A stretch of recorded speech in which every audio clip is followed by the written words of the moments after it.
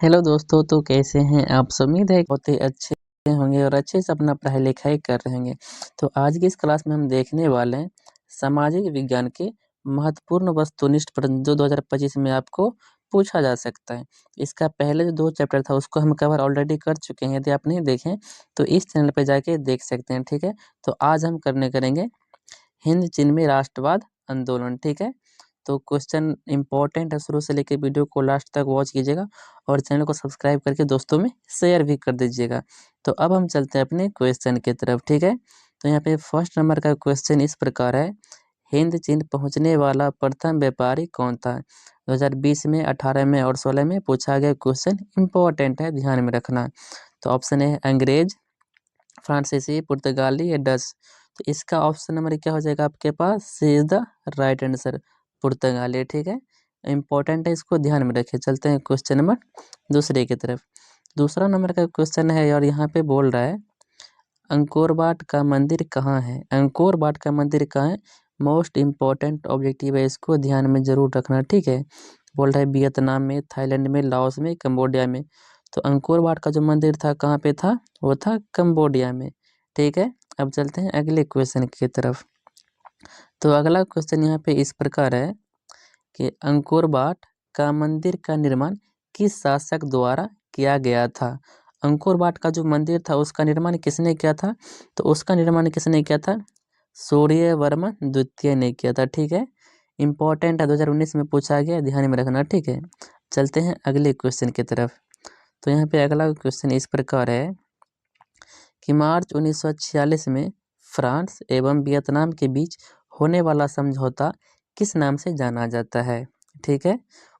कब हुआ था समझौता, तो 1946 में हुआ था। किसके किसके बीच हुआ था, तो फ्रांस और वियतनाम के बीच। तो उसको हम हनोई समझौता के नाम से जानते हैं, ठीक है। तो ऑप्शन नंबर क्या हो जाएगा आपके पास, B is the right answer. अब चलते हैं अगले क्वेश्चन की तरफ। तो यहाँ पे क्वेश्चन में यहाँ पे बोल रहा है कि हिंद चीन क्षेत्र में कौन से देश आते हैं। हिंद चीन क्षेत्र में कौन से देश आते हैं, 2018 में पूछा गया। तो वहाँ पे कौन कौन था, कंबोडिया, वियतनाम और लाओस।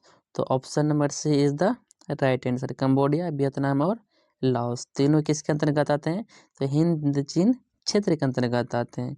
चलते हैं अगले क्वेश्चन की तरफ। तो अगला क्वेश्चन यहाँ पे इस प्रकार है, बोल रहा है वियतनाम में टोकिन फ्री स्कूल की स्थापना कब हुई। वियतनाम में टोकिन फ्री स्कूल की स्थापना कब हुआ था, तो 1907 ईस्वी में हुआ था, ठीक है। इसको ध्यान में रखना, ऑप्शन नंबर ए, ठीक है। चलते हैं अगले क्वेश्चन की तरफ।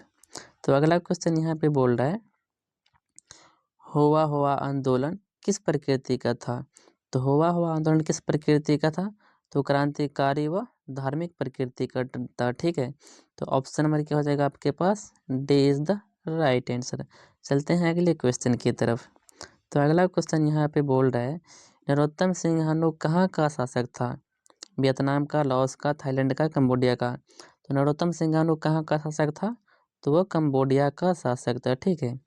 2011 में पूछा गया, इसको ध्यान में रखना है। चलते हैं अगले क्वेश्चन की तरफ। तो अगला क्वेश्चन यहाँ पे चैप्टर नंबर 4 से उठाया गया है, ठीक है। भारत में राष्ट्रवाद का उदय जो है, तो यहाँ पे बोल रहा है सविनय अवज्ञा आंदोलन कब और किस यात्रा से शुरू हुआ। 2020 में और 19 में पूछा गया है, ठीक है। इसको ध्यान में रखना है। तो कब हुआ था, तो 1930 में हुआ था, ठीक है। इसको भी याद रखना। और किस यात्रा से हुआ था, तो दांडी यात्रा से हुआ था। किस यात्रा से, दांडी यात्रा से। तो 1930 और दांडी यात्रा, यानी कि option number C is the right answer. चलते हैं अगले क्वेश्चन की तरफ। तो अगला क्वेश्चन यहाँ पे इस प्रकार है फूट डालो और शासन करो की नीति किसने अपनाई थी। तो फूट डालो और शासन करो की राजनीति जो था अपनाया था किसने, अंग्रेज ने अपनाया था, ठीक है। अंग्रेज कहता था कि फूट डालो और शासन करो। इसका मतलब है कि आपस में किसी व्यक्ति को अपने फैमिली में, जैसे फैमिली के यदि एग्जाम्पल लेते हैं तो फैमिली में ही लड़ा दो और बीच का फायदा आप उठा लो, ठीक है। तो उसी तरह अंग्रेज शासन करता था। तो उम्मीद है कि आपको सभी समझ में आ गया। यदि कहीं पर आपको दिक्कत होता है तो आप कमेंट कीजिए, हम उसका रिप्लाई देंगे, ठीक है। तो वीडियो देखने के लिए धन्यवाद।